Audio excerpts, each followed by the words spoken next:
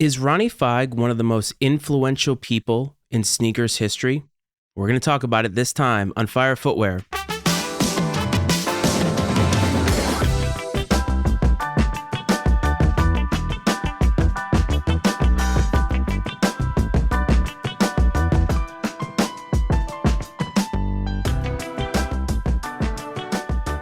Welcome back to Fire Footwear, everybody. As always, I'm your host, Matt Frates. I hope that this finds you well, and I want to thank you for tuning in. Last week, I told you that I skipped out at an episode about Ronnie Fieg, and we're going to get into him this week. But last week, we talked about who are sneakers for. I feel like the response to that has been great. A lot of people understand that the conundrum that I was under, and they've debated with me. And I think what I've ultimately decided is that sneakers can be for everyone. It just depends on your taste. One of the big trends these days is running shoes. We've talked about that here before, and I've always wondered how that happened. As somebody who used to run marathons in the 2010s, I look at some of these hyped running shoes that are coming out today, the ones that are selling out the fastest, and to me, they look a lot like things I used to run in or had an opportunity to run in. That isn't necessarily saying that they're bad, it's just that perhaps I'm not the target demographic for them. But I asked a question on TikTok about how that happened. How did running shoes become so popular? And somebody in that comment section talked about Ronnie Fieg. And I wanted to get into that last week, but I skipped out to talk about something a little bit more personal. And now let's talk about some history. So who is Ronnie Fieg? If you're not familiar, Ronnie Fieg is the creator of Kith. And Kith today is probably one of the most well-known boutiques in the world.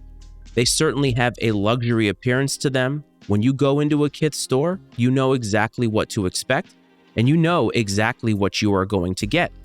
Was it always that way, though? Was Kith always on the map? No, of course not. Ronnie Fieg is interesting because he had to start at the bottom. When you look at where he started, at David Z, which was a big footwear retailer back in New York City, he got early notoriety by collaborating on things like Asics, the Gel Lyte 3. But he started out as a stock boy, worked his way up to being the main seller, the main buyer for this company. That to me is huge because he learned the craft. He was embedded in it and he loved it. I think a lot of times when we start to do something, let's take content, for example. A lot of people make content because they see it as an easy way to make money, or they see it as a way to become popular amongst people that they know. There's an instant gratification that they're looking for. And a lot of times they don't appreciate the journey. They don't appreciate what it takes to actually make content.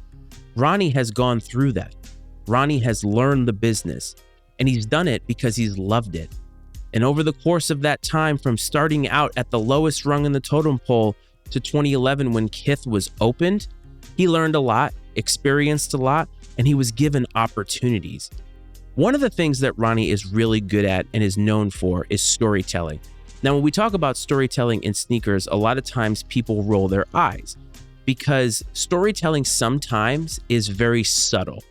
It isn't as overt as I think we and our brain need it to be today. If you think about the way that we get gratification, the way that we build up dopamine, we do it on social media a lot. We're constantly scrolling through, looking for something to stimulate us. And sometimes the subtle nuances of storytelling, sometimes we miss them. And that's not necessarily a bad thing. It just means that Ronnie and his storytelling, it's subtle. It's not overt. And I think storytelling in sneakers is that. And Ronnie is excellent at it. Ronnie is credited with really elevating running silhouettes. And that's something that I've talked about. I told you early on in his career, working with Asics. Now, the Gel Lyte 3 certainly is a lifestyle shoe, at least today. And if you think about Asics, you're thinking more of the technical models. But even now, the Gel Cayano is a big model in shoes today. And that's a model that people have been running in forever. That's a technical model, but people are wearing them as heat. They're wearing them as fire. And the reason that that is so is because Ronnie started working with Asics early. He's done a ton of work with New Balance over the years.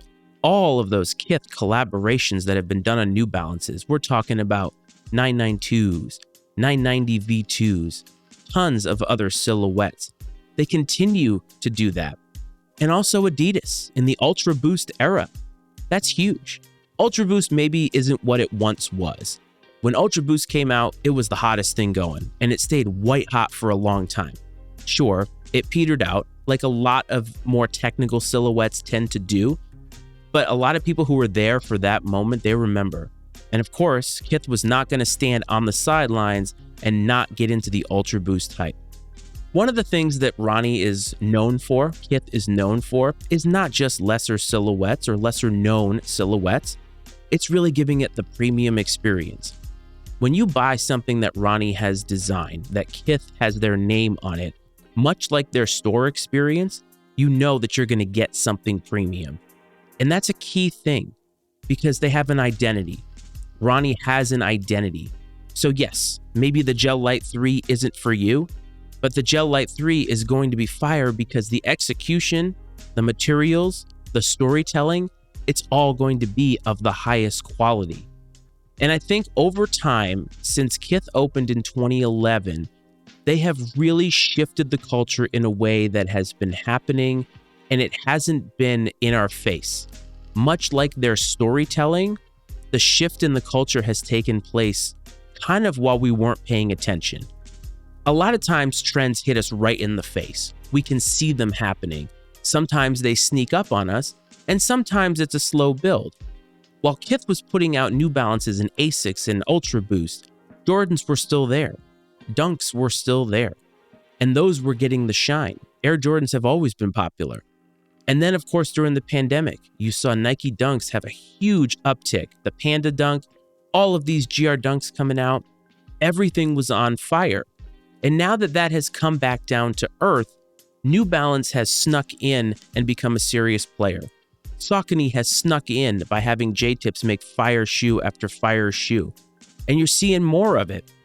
Ronnie, to his credit, has not only worked with sneaker brands, but other brands that have had a major cultural impact on people. Clarks.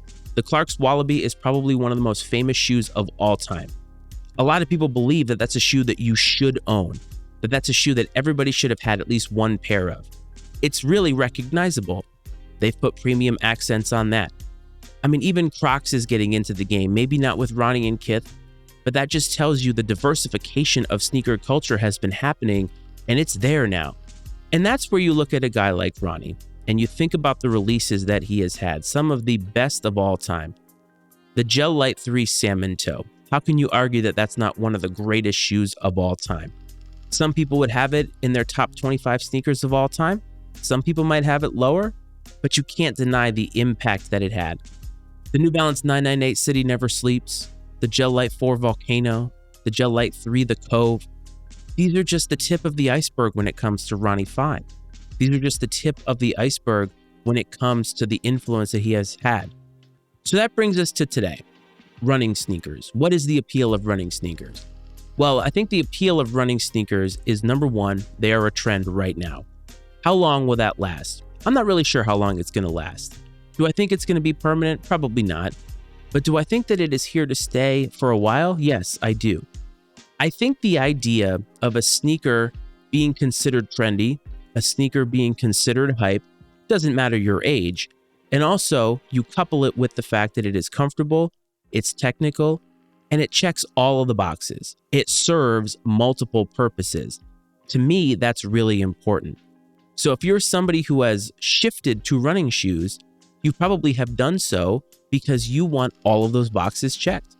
Maybe you're doing it for pure hype, but I know a lot of people who wear them, and I think that they're my age or maybe even a little bit older. And so again, you don't have to feel uncomfortable when you go out. If you think about Jordan Retros, my biggest complaint about Jordan Retros has been that they are uncomfortable at times. And they're unwilling, Jordan brand is, to actually update the technology. But then Nike, on the other side of that, will come out with a silhouette from 1997, the Nike Spiridon.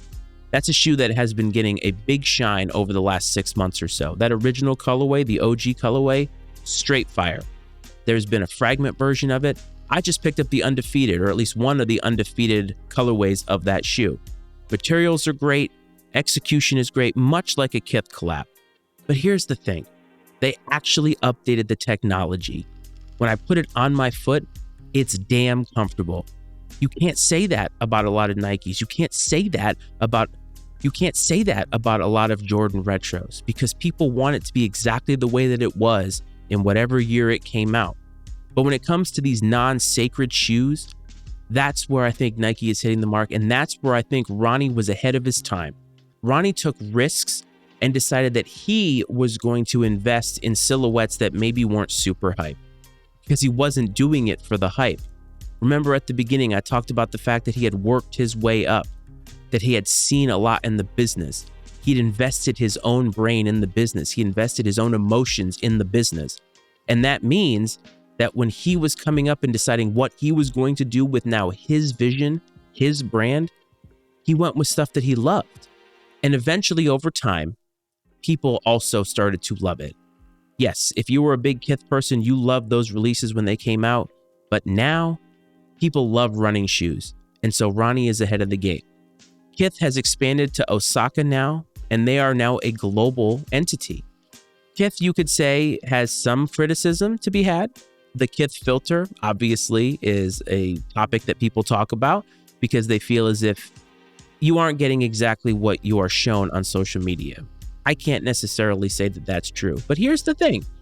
Even if the Kith filter is true, and even if a shoe doesn't look exactly the way that it does when you get it in hand, is it still premium? Is it still worth the money that you're paying? Ronnie was also ahead of the game because the prices that people were paying for New Balances back in the day are the same prices that people are paying for things like a Jordan 1 High Barrette.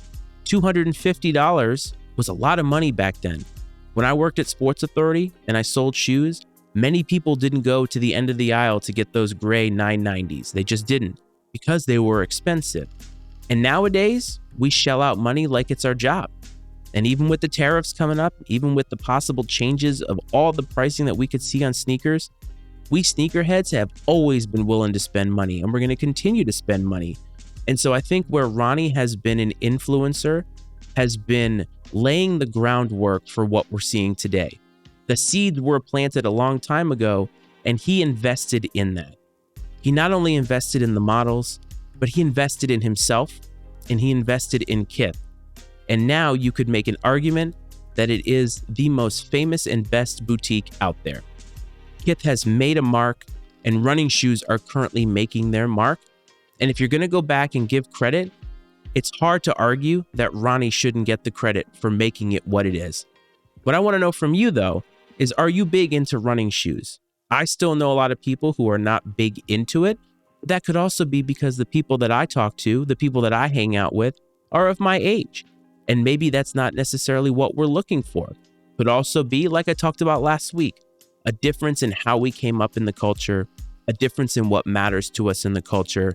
But at the end of the day, much like I said last week, no matter whether you give Ronnie credit, no matter whether you wear runners or not, all I know is that there is something for everybody in sneakers.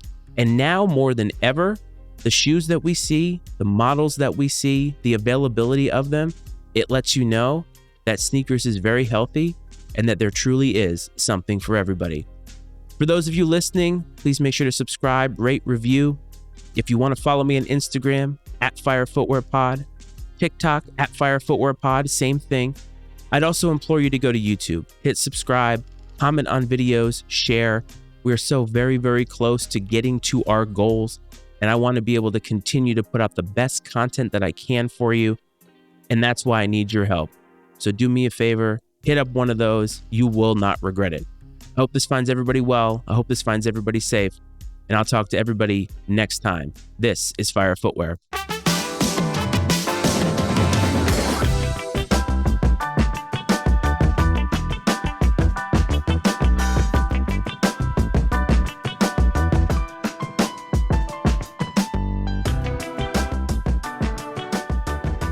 The opinions and viewpoints expressed on Fire Footwear are those of Matt Frates and his guest, and not necessarily those of the Matty Ice Media Network. Fire Footwear is exclusively owned by Matt Frates and is brought to you by the Matty Ice Media Network.